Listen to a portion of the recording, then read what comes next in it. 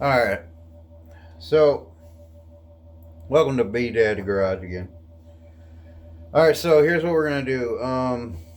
I actually, you know what? Let me see if I can switch this camera around. Uh, we are going to see if we can move this back, get a better shot here. All right. This is my 1970 Plymouth Valiant. It's a four door. Uh, Here, let me see if I can take this off, get you a better look. Um, zoom it out a little bit. All right, mine in the garage space, kind of a little cramped. I'm eventually going to be knocking down that wall and building a deeper garage. So most of this and this can go back there, and I can actually walk around the car. That'd be fantastic. Uh, anyway, 1970. This is a survivor car. Um, I recently started taking some of the stuff off so I could dig around the whole motor compartment area just so I could get the numbers and everything off the block, the head, um, the badge plate on the fender right here, and then the dash VIN code number. So everything matches to the 219863, which is the last four digits. Probably can't really make that out. 219863. All right, and then we come down here, right there, 219863. On the back of the block on that side right there, 219863. And then on the head, which I found out, so there's quite a few forums that people are asking where to find the numbers at, and a lot of them was saying on the 225 that it's behind the alternator below the spark plug number 6, or yeah, below 6. So I actually found it all the way over here. So on the head, it's literally right there. There's a little raised part right there. Let's see here. So a little raised spot right there.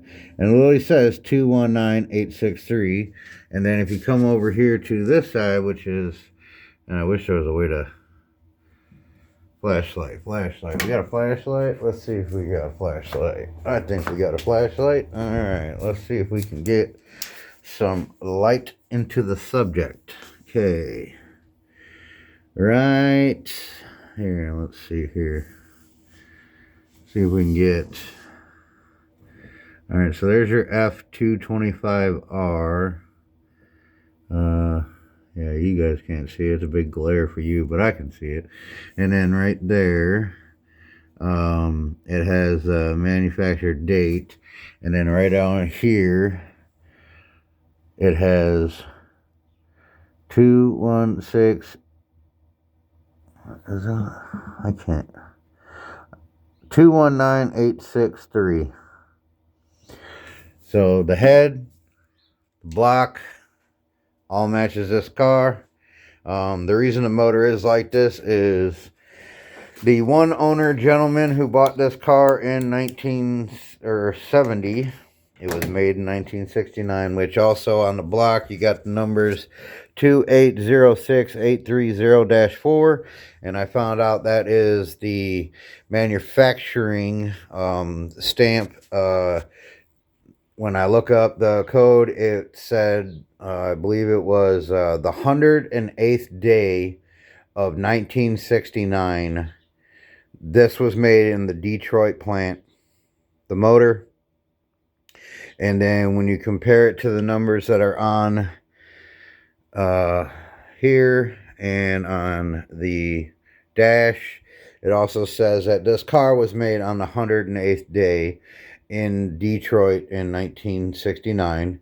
It was sold, shipped out to a dealership in Aurora, Illinois, in 1970, and it was sold to the gentleman that had this car. And then for some odd reason, I don't know why, but in 31 years ago, he put it in a storage after driving it 63,000 miles. He put it in a storage, and it sat in a climate control storage for 31 years. So, kind of weird, don't know why. Oh, yeah, accidentally broke off my mirror. First day, very first day, I snapped the dang mirror off the dang car. Like, you just can't have nice things, I swear. What what the heck? Anyway, and then the trunk lock keys, the trunk lock itself was kind of like fidgety, it wouldn't work. So I recently got a lock kit from Chrysler. I actually went to the dealership and had ordered them one. So I have the actual Chrysler key, and I put the new lock in here. Had to take off the back seat, which that was a lot of fun figuring that one out. Got my son to crawl through the little, what do you call it? Little, it looks like that's nice and big right there. Yeah, no, this fat boy can't fit through there. So, yeah, I had to stick my son through there with a little screwdriver. Gave him my cell phone, brought up a YouTube video so he could look and watch how to take a screwdriver and open it up. So he opened it up. We replaced the lock cylinder. Once we got it out, I found out that was the rebuild kit for the motor, the rings, the hubcaps. Those were all in there in the back. So there's absolutely nothing wrong with this car except for the dash pad. The dash pad was cracked. Not from them, from me. It was so old that I didn't realize that when you touch the dang thing, it was so sensitive. Yeah, it just snapped right into it. So I got that in an upholster right now, and he's going to redo it. Cantu's Upholstery in Seneca, Illinois is the one doing it. Guy does really good work, actually.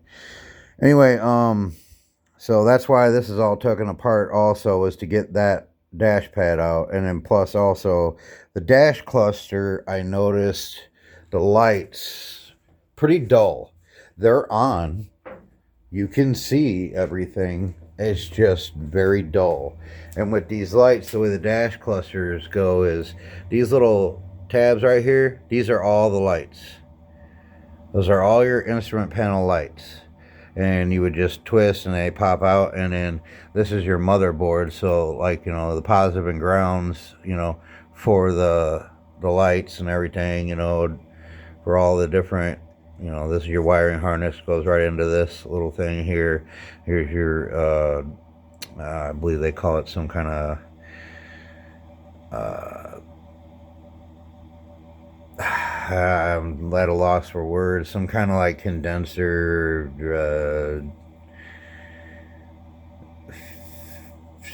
resistor, something like that, this is for your, I believe, let's see here, that's the wiper, that's for the wipers, and this is for your lights. That's your speedo. And then, other than that, I mean, the dash cluster is really nice. I mean, everything in this car is really nice. It's very, very well maintained car. You got the alternator, temperature, fuel, oil and brake light, and the wipers, and then obviously, the big square speedometer. But other than that, okay, and then anyway, but the lights themselves, they're really dull at nighttime. So I recently found a big Mopar guru guy that just loves Mopars on here on Facebook or on YouTube, and I sent him a message today, so hopefully he'll respond. I have no idea. I need to know, like, if there's a way, like, if you take these out, can you replace them with like the same style bulb, but now it's an LED and it's like super bright, or if they just make super bright, replacements for those, because I don't know, maybe I'm getting old or whatever, but I can't see at nighttime. This car is super dark. You know, you get the one dome light up on the top, you know, but I mean, look at this headliner. For 63,000 miles, 1970, find me a rip or a tear in there. You know, find me a rip and tear in any of these seats. You know, I mean, they're everything in this car is perfect. There's no rust, there's no rips, there's no tears. The entire underneath of the car was what is that? Protective coating was sealed, was all through the whole bottom of the car. I mean, it's completely black underneath there. There's no rust. Um, they put they took the hubcaps off, you know, put them over there, and then put the moon saucers on there. They actually had the Steelies, the factory Steelies, powder coated to match the car, you know, but they put brand new tires on there. So the only negative thing that I would have to say about this car is, I guess it's not negative. It's more of a thank you, good try, appreciate it, but you did mess up. I bought it as is, no warranty. It happens, you know. What are you going to do? But because the car sat for 31 years, I understand. When the gentleman passed away and the bank took over all of his stuff and everything, and they decided to do an estate sale and sell everything, the dealership got wind of this car, so they bought it. They were scared, and I get it, rightfully so. Something sitting for 31 years, there's probably going to be, you know, some gunk in the tank, you know, probably the fuel, because it wasn't empty. You know, it was probably highly varnished. Probably not a very good thing to run that through the fuel system, through the pump, through the filter, and, you know, into the intake, into the motor, and then gum up everything, and, you know, probably be really bad. So they were scared. So what they did is they took the motor out and they just completely rebuilt the motor. No reason to rebuild it, but they did it anyway. Cool. Awesome. But I did a little bit of research after I got this car because I noticed my fuel gauge wasn't working. And I was like, wait a minute. I got underneath there and I checked the fuel sending unit. There's not a break in the wire, because as soon as you ground it out, the gauge works. Goes all the way up to full, which tells me that there's no break in the wire and the gauge actually works. It means the sending unit's bad. Well, wait a minute. That's a brand new tank under there, because they did that too. And they put a brand new sending unit in there. Okay. Well, they messed up. And I understand how they messed up, because when ordering the new tank for this car, apparently a lot of people make that mistake. Classic Industries is, you know, they told me that it's a known issue. A lot of places mess up, and it's not their fault. It's some people just they don't think about it right away when they do it. In 1969, that was the last year of the Valiants, the Darts, the Dusters, that they used in the A bodies with the 225, that they used an 18-gallon tank with an 18-gallon sending unit, and it's a non-evap system. There's no charcoal canister. Okay, well, in 1970, the government said, hey, wait a minute, we're going to have to do a little bit of emissions on here. So they now put an evap system on there, and you had 4 tubes coming off the tank, and it was dumbed down to a 16-gallon tank. So when you order a 1970 fuel tank for a Plymouth Valiant, for some reason the computer automatically thinks, oh, it's the 1970 16-gallon, and you need a 16-gallon tank. But then when you try to order the sending unit, it tells you it's the 18-gallon tank. Like, wait a minute. Why can't you get your guys' computers? Because it doesn't just do that on Classic Industries. It does it on Parts Geeks, Jags, Summit Racing, Speedway Motors, a couple of the other places. It all does it. So needless to say, what happened was they bought a 16-gallon tank, they put it up in here, and they put the 18-gallon sending unit in here. Well, because it's a different tank, different style, different size, yeah, it burned out the resistor on the 18-gallon sending unit, and it worked for, you know, because I bought the car, we drove it for a little bit, I put fuel in there. As soon as I put fuel in there, the gauge started going up, and then slowly it just kept dropping down to 0 while driving down the road. We made about 20 miles and it was 0. It was at empty, saying we were empty, but yet, like right now, I know there's fuel in this car. You shake this car, oh yeah, there's fuel sloshing around. There is definitely fuel in this car. So, needless to say, I bought a new tank, new sending unit. I bought the correct tank, the 18 gallon, but I decided to go with Parts Geeks and I bought the whole kit. So I got the tank, the sending unit, the straps, J-bolt, everything. Everything you would need to replace that, except for the filler neck. It was like $134. So, score, that was way cheaper than all the other ones just for the tank. So, I got that. And then, like I said, I have the dash pad right now at the upholsterer. Obviously, when we do the tank next, hopefully next week I can get, well, no, next week is Halloween. Good luck on that. I don't know if it's going to happen next week. Might be the week after. But we're going to get the tank, get that part done. I did order an error correct sport style Mopar steering wheel. It's a little bit thicker, and it's got the 3 with the holes in there, and it's got the center cap, and it says Mopar, on there. Or I don't know if I got the Mopar one or the Plymouth. I'd have to go look, but I did order a new mirror, and I ordered the matching passenger one. That is the error correct for this car. What else did I do? So steering wheel, mirrors, tank. Yeah, that's it so far. But eventually what I'd like to do now, I'm all about, like, I love muscle cars, 60s, 70s. And this is not a muscle car. Now, granted, the 2-door versions and the Darts and the Dusters, you can make those, no problem. Barracudas, they all share the same skeleton. The structural, they all share the same. They're all the 108 wheelbase. They're the Mopar A body.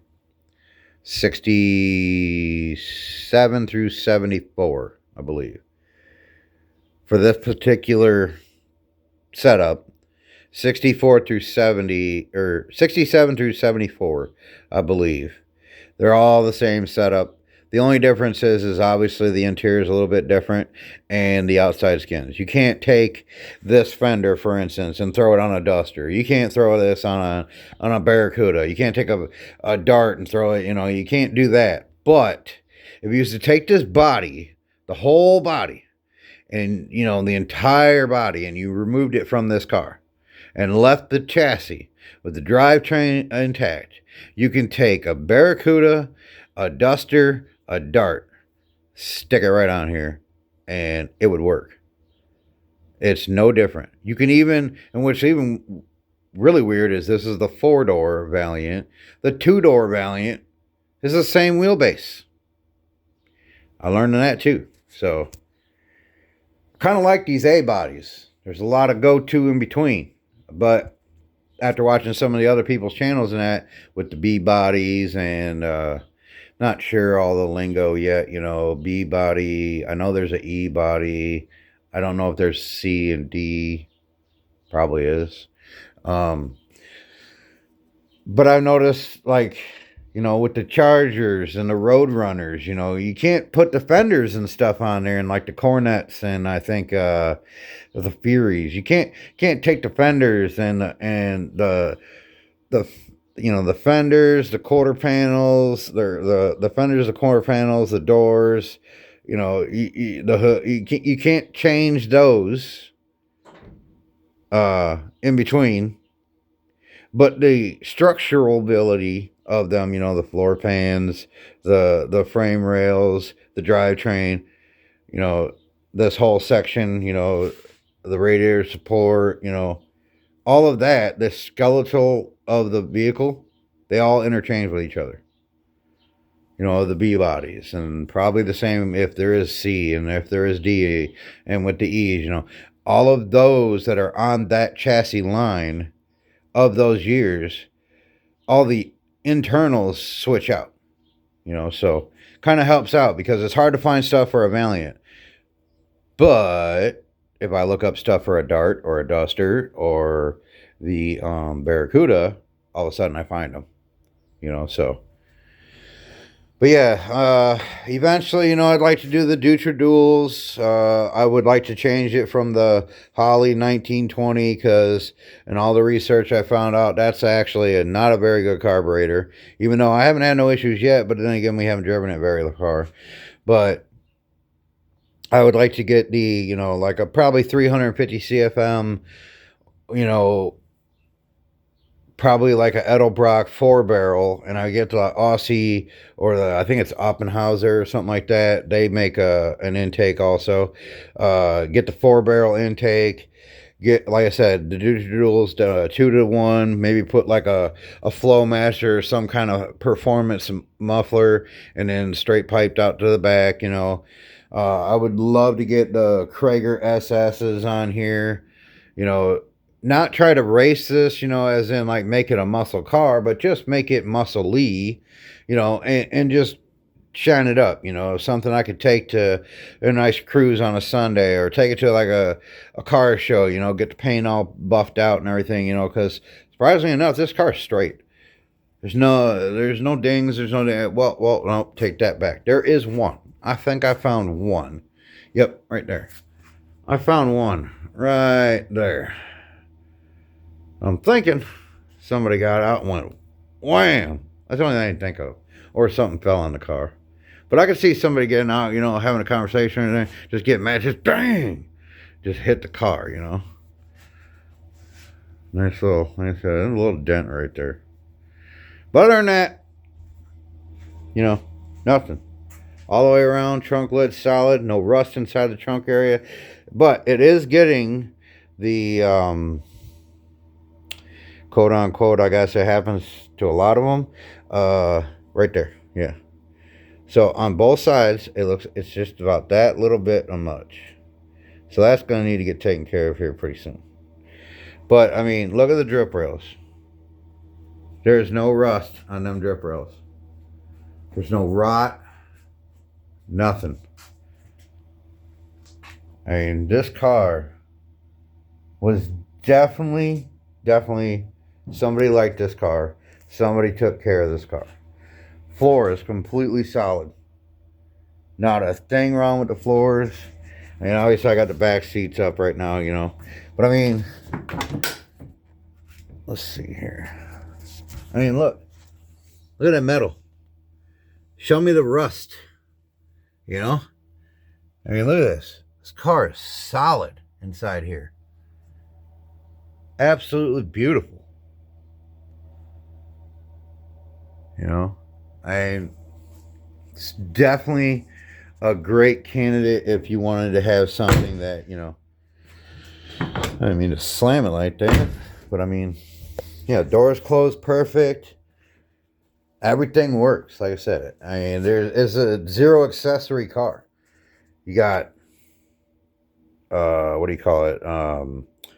Alternator, water pump, harmonic balancer. That's it. No power steering, manual brakes, manual steering. Battery box is solid, you know. Now, it was supposed to have the single pot master cylinder. And I don't know who did that, but that had to have been done probably by the previous owner. Because there's that is too rusty, you know, like surface rust wise, from being old. That is too rusty for it to have just been done by the dealership, because they literally only had this thing for like a couple weeks. So that had been done by him, and he upgraded to the dual master cylinder, dual pot master cylinder. Really wish, you know, had the power booster with the disc brake conversion. Make me feel a little safer, I guess. But it's not like this thing's got enough oomph to get, you know, out of its own way, you know. I mean, when you compare it to, I've just been rocking a 2014 RT Shaker Challenger, you know, 375 plus horsepower, 410 foot-pounds of torque. Yeah, this is a grandma car compared to that, you know. So, but I mean, it can still be fun. To me, I love old school nostalgia. I love that. I love the body lines, the lips, the rear taillights. Absolutely love the way they look. Let's see. I just look at the curvature on that. Just the way they curve. It just looks so cool. You know, the ass end of the car. I like that little curve like that. It's like they they go up and then they slant and then they curve. You know, it's so cool. I mean, look, there's no rust on these bumpers, no rust on the bottom anywhere. I mean, this car is just so nicely taken care of, and that's perfect because that's exactly what I want to do. I would like to keep it nice. Yeah, I want to upgrade a few things, you know, tires, rims.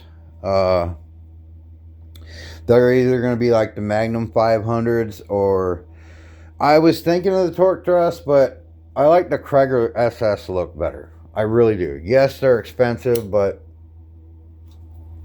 I don't plan on selling this car, so you know, to me, I think this is something we're keeping for a long time. Keep it nice, keep it clean, and then when my kids, you know, get to the point where, you know, well, two of them are already driving for sure, they can take it out, you know, something that they can show off to their friends. My kids are in autos, you know, be nice. They come rolling in something, you know, from the 70s.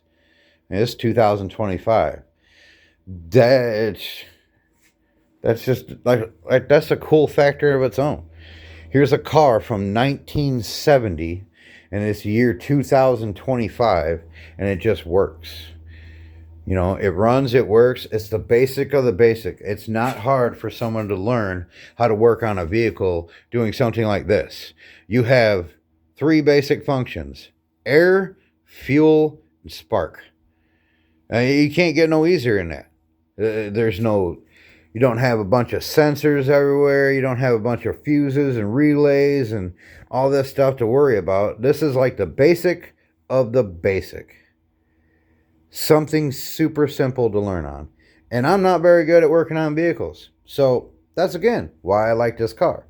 Because I can learn on here and graduate to the ultimate car in my mind, which is either the 1971 GTX with the 426 Hemi, or the 1972 Plymouth Roadrunner GTX with the 440 and the 727 4-speed torque flight, maybe a Dana 60 rear end, you know, and soup that 440 up. Oh my God, that would be a gorgeous car.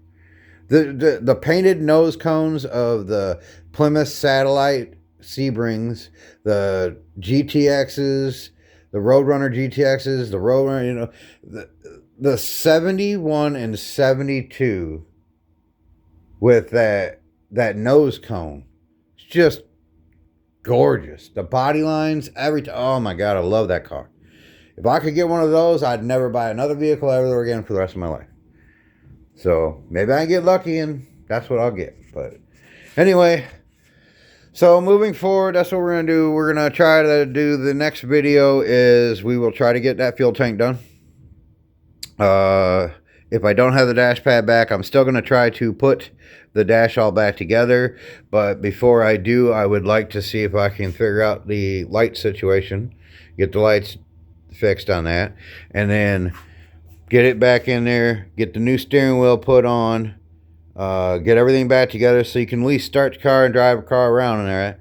And then obviously it'll have to come back. You know, the steering wheel's going to have to drop back down. We're going to take the dash clutcher and everything back out just to get the dang dash pad back in, but that would be worth it.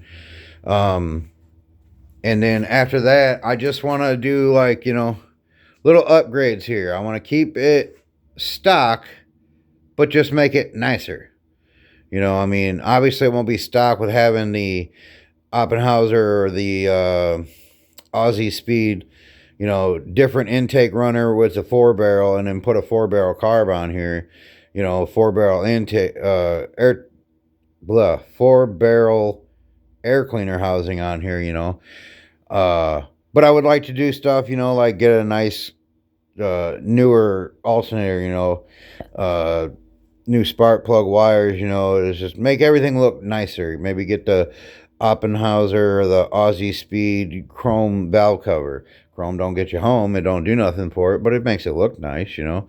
Maybe get a nice breather, you know, and, you know, just make everything look nice, you know, show quality. Just make this car a nice show car, something that you'd be proud to get in, drive it around, you know, over the next, you know, however many videos it takes. I would like to get this car looking, you know, something to be proud of, to be driving around. That's the goal. Not racing this car, but using it as a show car, you know. So the next one, if we are able to be lucky enough to get something else, you know, quote unquote, hint hint, if anyone's got a 71 B body that I would love to get a hold of, that would be great, you know. But anyway, all right, that's pretty much what I got going on. Let's see if we can switch this back around. Put you back on the stand right here. Oh, there we go. Not a fan of the F8 green or green metallic ivy like they say, but I definitely think it would be a, you know, clean it up real good. Obviously, you know, it's filthy. It's sitting in a dirty garage, you know, but if we could get this car buffed out and everything, and it probably does need little, I mean, I can't really tell. I'm sure there's probably, you know, it's a 1970, 63,000 miles. There's a pretty good chance there's probably little nicks and things all over the place, you know. But for the most part, a beautiful buff job on this, and maybe a good wax or polish, and put some white letter Cooper tires with, you know, or maybe some white letter BF Goodrich GT radials, you know, on some 61C, you know, probably upgrade from 14 to probably do like 15 by 8 in the back, 15 by 7 in the front, you know, and just do different back spacings. Probably like a 4 1/4 back spacing and like a 4 1/2 back spacing. Maybe do like, you know, probably like a 225 or something in the front, maybe like a 245. Do like a 60 and a 70, you know, and have them be like 15s, get that staggered look to it, you know, with the white letter tires, you know, having that the GT, you know, style steering wheel, this thing all buffed out with the Dutra Dual and a 4 barrel with a nice performance muffler, you know, get that little rumble to it, and then maybe, you know, find like a Dart GT, or maybe the Barracuda or whatever, or even a Signet that had the bucket seats, and get the bucket seats that match the same color, you know, everything still matches the same, but get the bucket seats in here with the center console, maybe figure out how to get that steering wheel from whatever bucket seat it was, and replace the steering wheel, the whole column, so that the shifter's down on the floor, get the center console in there, give it that little muscle look to it. I mean, this would be a great car. I mean, it already is a great car, but it would be a really fun car for people to drive. I could see it being a very awesome car. You know, I'd like to eventually change the headlights to the ones that got the constant halo in there, you know, and that way it's kind of like a daytime running, you know, kind of get that cool look to it, but at the same point, be way freaking brighter at nighttime, because that's the other thing. You know, it's a 1970. It's not very bright at nighttime. It's kind of hard to see. It evidently, you know, for sure, these wiper blades are shot. That's no doubt. It'd be nice to get the, you know, a passenger mirror. You know, it'd be nice to get an actual stereo, because this thing only has one speaker up there. It's supposed to have a speaker. It's got a slot for a speaker. There's no speaker. The wire's there, but there's no speaker up there. So your stereo has one little tiny little 2-inch speaker in the back corner over there, sitting in the hole that was made for a 6x9. You know, so it'd be nice to get a little upgraded stereo so you can actually listen to some tunes. You know, but all in all, it's a great car. So, you know, I mean, hold on a second, let me switch you guys around here. All right, so again, yeah, next video we're gonna go ahead and do that tank. You know, yeah, it's how Halloween's coming up, so I doubt we'll be able to do it next weekend. Unless somehow on Friday, I don't know. I think Friday is Halloween. Yeah, I ain't gonna be able to do it next weekend. My daughter's got a wrestling tournament. So always support your kids when they do sports. If you don't listen to anything else I say in life, always back your kids when they're doing sports. Even if they're not good, it doesn't matter. Encouragement from your mother or your father is the only thing that child ever needs. So, always back your kid. But anyway, yeah, so it'll probably be a couple weeks before I post the next video. So, sorry, it's going to take a little while, but it's hard, you know, balance work, life, fun. This is fun to me. So, but anyway, all right, that's what we're going to do. So, you guys have a great weekend. I will see you guys next time.